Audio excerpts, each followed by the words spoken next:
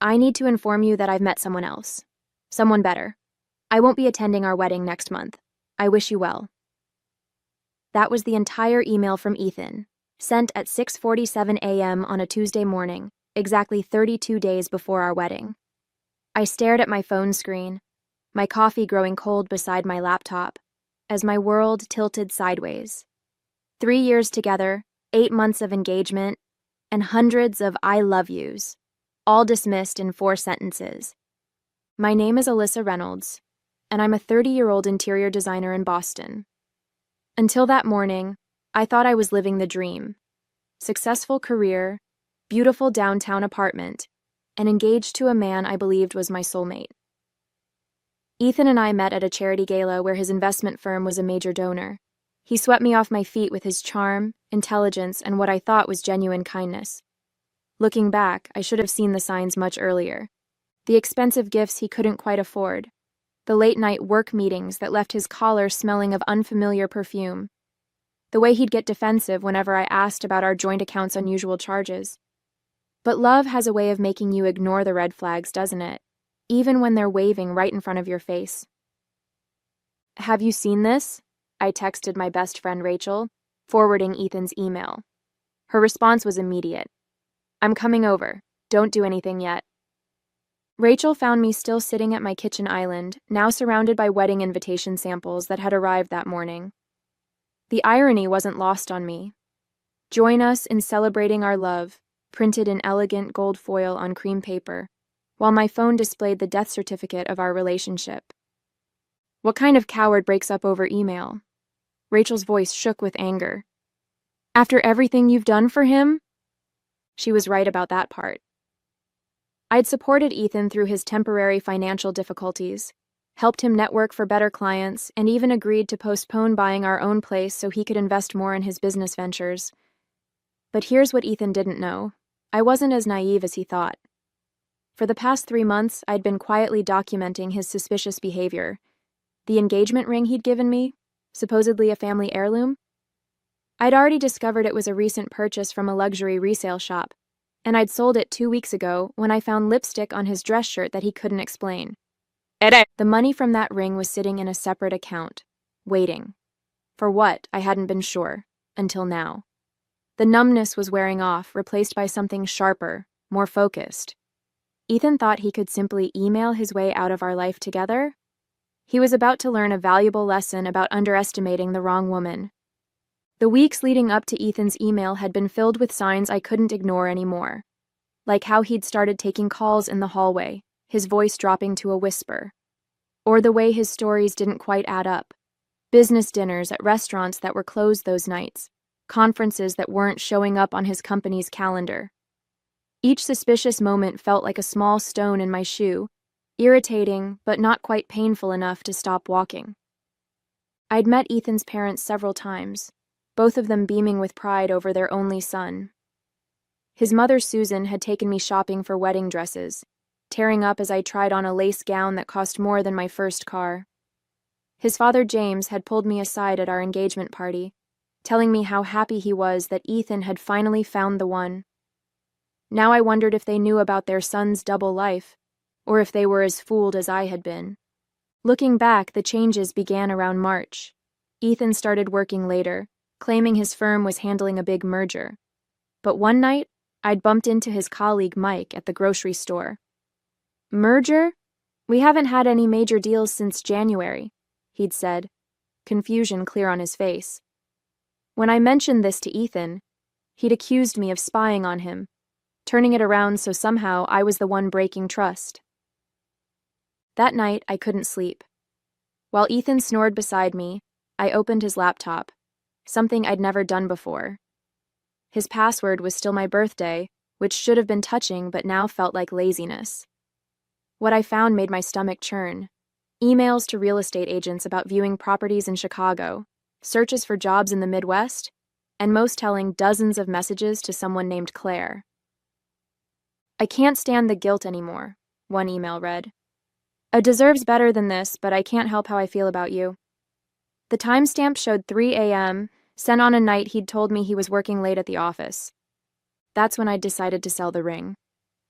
I remembered how proud he'd been giving it to me, spinning a story about his grandmother wearing it through 50 years of marriage. The truth came out when I had it appraised. It was barely 2 years old, purchased from an upscale consignment shop.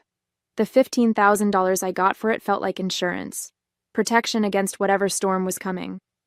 Rachel's voice pulled me back to the present. "Earth to Alyssa," she said, waving her hand in front of my face. "What do you want to do about the vendors? The venue deposit?" I took a deep breath, my mind surprisingly clear. "First, I need to make a phone call," I said, pulling up the contact information for Thomas Hayes, a private investigator recommended by a client. Then we're going to find out exactly who this someone better is. Meeting Thomas Hayes felt surreal. His office was nothing like the dim, smoky spaces you see in movies. Instead, it was modern, bright, and professional. He listened intently as I laid out what I knew, taking notes on a sleek tablet. "So this joint account?" he said, gesturing at the bank statements I'd brought. "These charges here, $4,800 at Peninsula Hotel, $3,200 at Tiffany's. None of these were for you?" "Not a single one," I replied, my voice steadier than I expected. "And they all happened on days he claimed to be at work conferences or client meetings." Thomas nodded, his expression neutral but focused.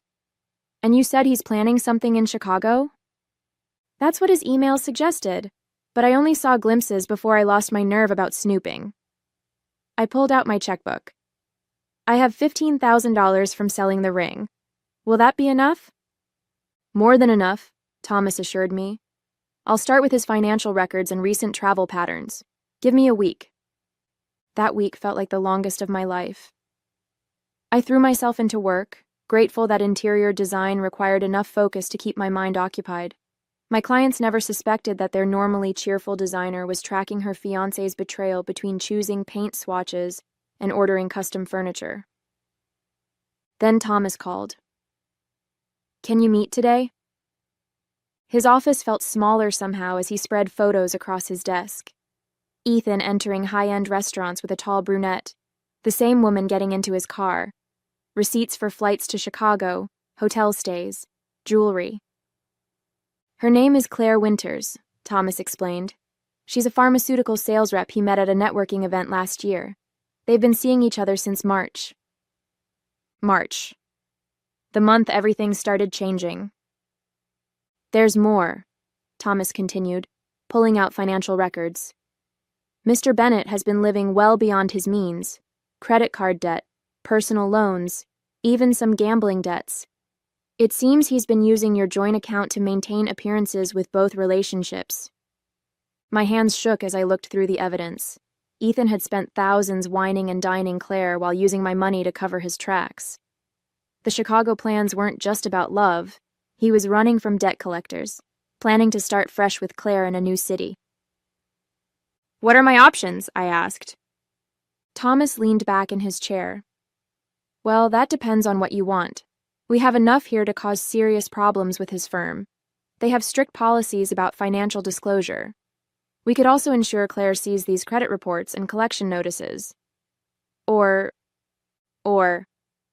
we could do something more strategic. Make him face everything at once, his lies, his debts, his carefully constructed house of cards. But it would need to be handled carefully." I thought about Ethan's dismissive email, his casual cruelty in discarding our relationship. A plan began forming in my mind. "Tell me more about being strategic," I said. The first phase of my plan started with a simple text to Ethan. "I accept your decision. I just need you to come get your things." His reply was almost insultingly quick.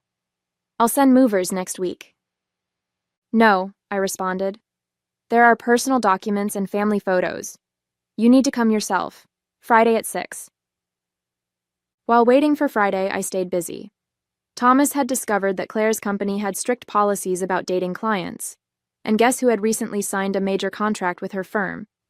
I also learned that Ethan's boss, Richard, was a stickler for ethical behavior, especially after a recent financial scandal at their firm. I invited Rachel over to help me set the stage. We arranged Ethan's things neatly, including printouts of his secret emails with Claire bank statements showing his extravagant double life, and photos from Thomas's surveillance, all sitting innocently in labeled boxes. At 5:55 p.m. on Friday, the doorbell rang. I opened it to find not just Ethan, but Claire beside him. My heart lurched, but I kept my expression neutral. She was beautiful, I had to admit. Tall, elegant, and looking very uncomfortable. "So, I thought it would be better if we were honest about everything," Ethan said, his usual confidence wavering slightly at my lack of reaction. Claire wanted to... "Perfect," I cut him off. "You're both here. Come in." They followed me into the living room, where Richard, Ethan's boss, was already sitting on my couch. The color drained from Ethan's face. "Richard, what are you—" "I invited him," I said calmly. "Since we're being honest about everything. Those boxes are yours, by the way. Feel free to look through them." Claire reached the first box before Ethan, pulling out the credit reports and collection notices. Her perfectly maintained composure cracked as she read through them. "What is this?" she demanded, turning to Ethan. "You said you were financially secure. You said—" "There's more," I interrupted, gesturing to the other boxes. "Like the records of how he used my money to fund your dates, and documentation of how he violated his firm's financial disclosure agreements. Oh, and Claire? Your company might be interested in how you've been dating a client." Richard stood up, his face thunderous. "Been at my office, 8 a.m. Monday." "This isn't what it looks like," Ethan stammered, but Richard was already walking out. Claire grabbed her designer bag. "You told me you were practically single, that she was just a convenient financial arrangement. You said—" She stopped, tears streaming down her face, and rushed out. Ethan stood alone in my living room, surrounded by evidence of his deceptions. "Alyssa, please, I can explain everything." "No need," I said. "Your email was quite clear. You found someone better, remember? Although I'm not sure she thinks so anymore." Ethan paced my living room, running his hands through his perfectly styled hair. "You had no right to do this," he sputtered, his composed facade crumbling. "You went through my private information, hired someone to follow me?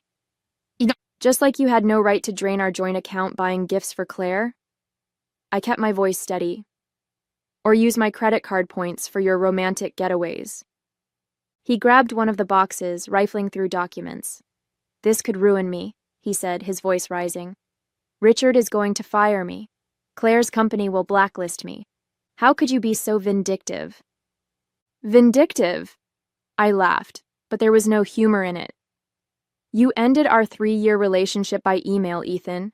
You were planning to abandon me with wedding debt while you started fresh in Chicago. And I'm vindictive?" His expression shifted, trying to find the charming smile that had once made me weak in the knees. "Look, I know I handled things badly, but we can fix this. I'll break it off with Claire. We can work something out with Richard. Just help me clean up this mess. The same way you helped me plan our wedding while apartment hunting with another woman." I pulled out my phone, showing him screenshots of his real estate searches. "Or the way you helped me pick out wedding invitations right after booking a romantic weekend with Claire?" "That's different," he protested weakly. "I was confused. I made mistakes." "No," I said firmly. "A mistake is forgetting an anniversary or saying the wrong thing in an argument. You orchestrated an entire double life. You lied to everyone, me, Claire, your firm, even your parents." The mention of his parents made him flinch. That's when I delivered the final blow. "They know, by the way. I sent them copies of everything yesterday. Your mother called me this morning crying.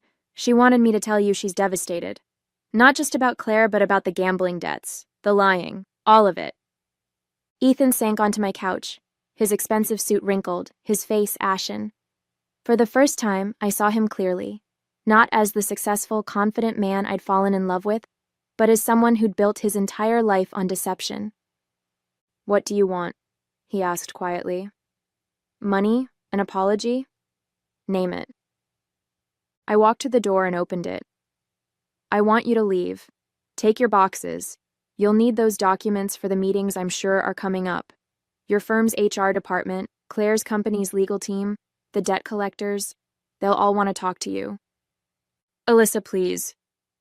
Goodbye, Ethan. I hope she was worth it. After Ethan left, things moved quickly. Within a week, he'd lost his job.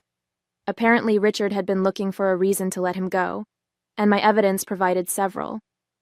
Claire's company launched an ethics investigation, forcing her to resign. And those Chicago real estate agents?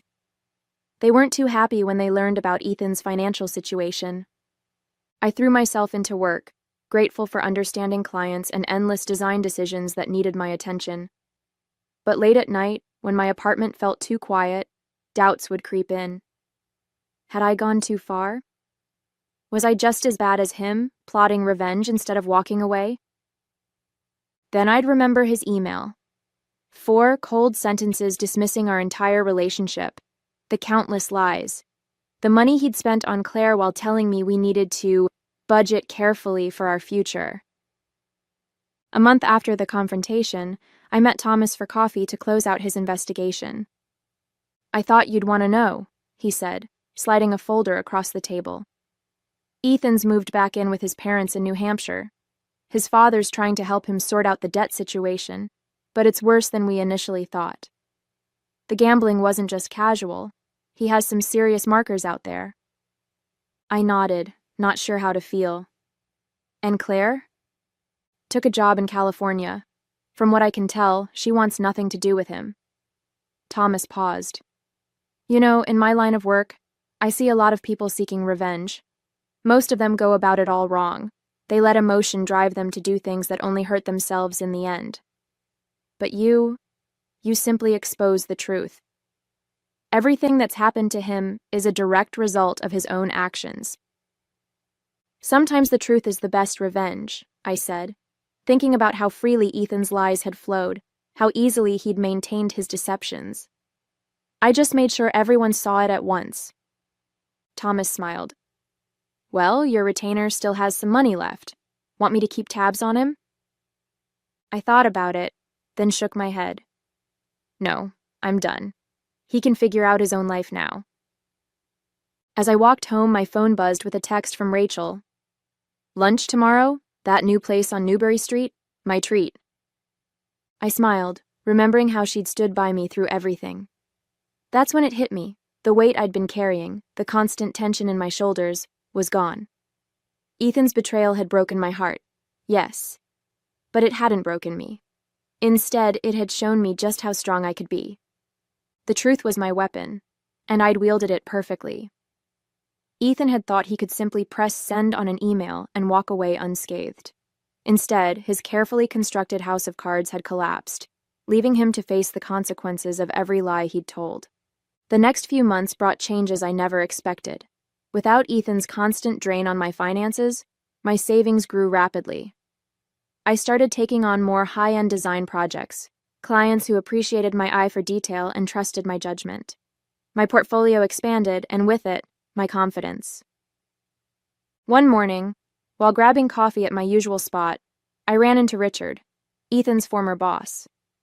He'd been instrumental in the aftermath of my revelation, though we'd never discussed it directly. Alyssa, he said warmly, how are you holding up? I stirred my latte, considering the question. Actually, I'm doing really well. Better than I expected. He nodded, then hesitated. Listen, I should have told you this sooner. We'd been investigating Ethan's accounts for months before everything came out. There were irregularities we couldn't ignore, but we had no idea about the personal side of things. You, Claire, the gambling. You did us a favor, bringing it all to light at once. I just needed the truth to come out, I replied. Everything else was just consequences. Well, speaking of consequences, Richard continued, we're redesigning our office space, all 40,000 square feet. Would you be interested in submitting a proposal? Your reputation in the design community is excellent, and after everything, well, let's just say I trust your attention to detail. That project became my biggest yet, a complete corporate office overhaul that would put my firm on the map. The irony wasn't lost on me. Ethan's downfall had led to my biggest professional breakthrough. My parents, who'd been heartbroken about the wedding cancellation, now proudly told friends about their daughter, the successful businesswoman. Mom even confessed that she'd never fully trusted Ethan.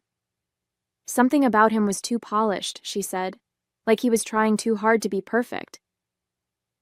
Rachel convinced me to start dating again, though I was hesitant.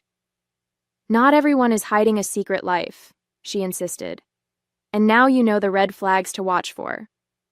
She was right about the red flags. I found myself noticing things I might have overlooked before. Inconsistencies in stories, subtle manipulations, the way some men talked about their exes. Each observation felt like a small victory, proof that I'd learned from my experience rather than being broken by it. The last ties to Ethan unraveled slowly. His mother called one last time, apologizing again for her son's behavior and returning a family necklace I'd left at their house. I donated all the wedding items we'd collected. No point in keeping reminders of a bullet dodged. The save-the-date cards, the venue deposit, the carefully chosen color swatches, all of it went away, making room for new possibilities. Sometimes, usually late at night, I'd think about Claire. Had she been as fooled as I was? Did she lie awake wondering which parts of her relationship with Ethan had been real?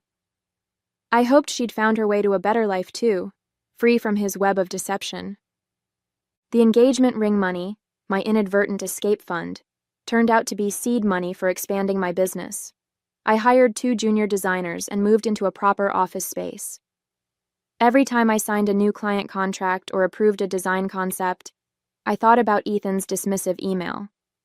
He'd thought he was ending my story, but really, he'd just freed me to write a better one. Almost a year after Ethan's email, I received an unexpected message from Claire. She was back in Boston briefly and wanted to meet. I agreed, more out of curiosity than anything else, and we arranged to meet at a quiet cafe away from the business district. She looked different from that day in my apartment, less polished but somehow more real. She'd cut her long hair into a practical bob and traded her designer clothes for simple business casual. We ordered coffee and sat in awkward silence until she finally spoke. "I've been wanting to thank you," she said, turning her cup slowly. "Not just for exposing Ethan, but for doing it the way you did. All at once, with everyone present. It was humiliating at the time, but it was like ripping off a bandage, painful but quick." I nodded, understanding exactly what she meant. "How are you doing now?" "Better, much better. The job in California was a fresh start. I'm dating someone new, an architect. He's real, no hidden life, no secret debts. Just an honest man who actually cares." She paused. "I heard through mutual friends that Ethan tried to contact you?" "He did," I confirmed, remembering the desperate voicemails and emails that had started arriving about 6 months after the confrontation. I never responded. "Me neither," Claire said, "though he tried hard enough. Sent flowers to my office in San Francisco, called my parents, even tried to reach me through LinkedIn." She shook her head. "It's like he still doesn't get it. He's not sorry for what he did, he's just sorry he got caught." We talked for almost 2 hours, filling in the gaps in each other's stories. Her version of Ethan had been completely different from mine. He'd played the role of a successful single businessman, telling her his long hours were due to building his own investment portfolio. He'd even hinted at marriage, all while planning a wedding with me. "You know what the strangest part is?" Claire said as we prepared to leave. "In all the time we dated, he never once let me see his place. Always had an excuse: renovations, bad timing, nosy roommate. Now I know why." I laughed despite myself. "He told me he was renovating his office for 6 months straight. I guess juggling lies gets complicated." Before we parted, Claire handed me an envelope. "These were in my things. I thought you might want to decide what to do with them." Inside were photos of Ethan and me from happier times. Parties, vacations, casual moments I hadn't known were photographed. I'd appeared in the background of pictures meant to capture his time with Claire. I dropped the envelope in the first trash can I passed. Those memories, like Ethan himself, no longer had any power over me. My life had moved in a different direction, one with more honesty, success, and genuine relationships than I'd had when I was planning a future with him. That evening, I had dinner with Rachel and told her about meeting Claire. "You both dodged a bullet," she said, raising her glass. Here's to seeing through the lies and coming out stronger. I clinked my glass against hers, thinking about how far I'd come. Here's to knowing your own worth, I added, and never settling for less. Looking back now, I can hardly recognize the woman who received that cold email from Ethan. She was someone who thought love meant accepting lies, who measured her worth through someone else's eyes. The journey from that morning to where I am now wasn't easy, but it transformed me in ways I never expected. My design firm has flourished beyond my wildest dreams. The project for Richard's company led to other corporate clients, and I've had to hire 3 more designers to keep up with demand. Last month, a prestigious design magazine featured our work on their cover. A beautiful restoration project that perfectly captured my philosophy of blending elegance with authenticity. The money I got from selling Ethan's ring turned out to be the best investment I ever made. Not just financially, but emotionally. It taught me to trust my instincts, to act decisively when something feels wrong. That lesson has served me well in business and in life. Rachel jokes that I should thank Ethan for setting me free, but I don't give him that much credit. My success came from choosing myself, from refusing to let his betrayal define me.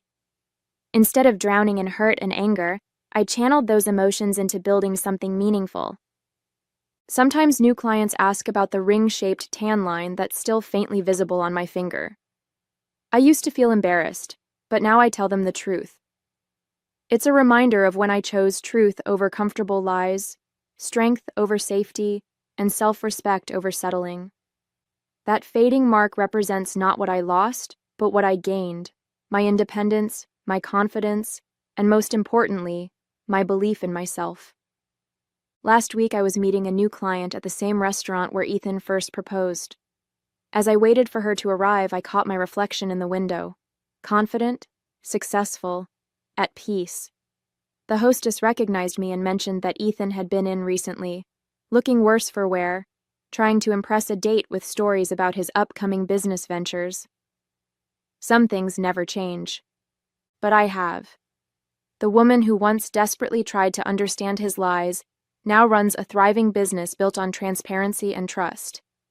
The engagement ring money that was meant to bind me to him instead set me free. Sometimes the universe has a sense of humor that way. Rachel tells me I should write a book about my experience, but I don't think that's necessary. Instead, I share my story with other women who come to me feeling trapped or betrayed. I tell them what I wish someone had told me, that sometimes the worst thing that happens to you can lead to the best version of yourself. I still believe in love, but now I know it should never require you to compromise your integrity or ignore your instincts. Real love builds you up. It doesn't tear you down. It's based on truth, not carefully constructed lies. The tears and heartbreak of that Tuesday morning email feel like another lifetime now. In choosing to fight back with truth rather than sink to Ethan's level of deception, I found my own strength, and that, more than any revenge, has been the sweetest victory of all.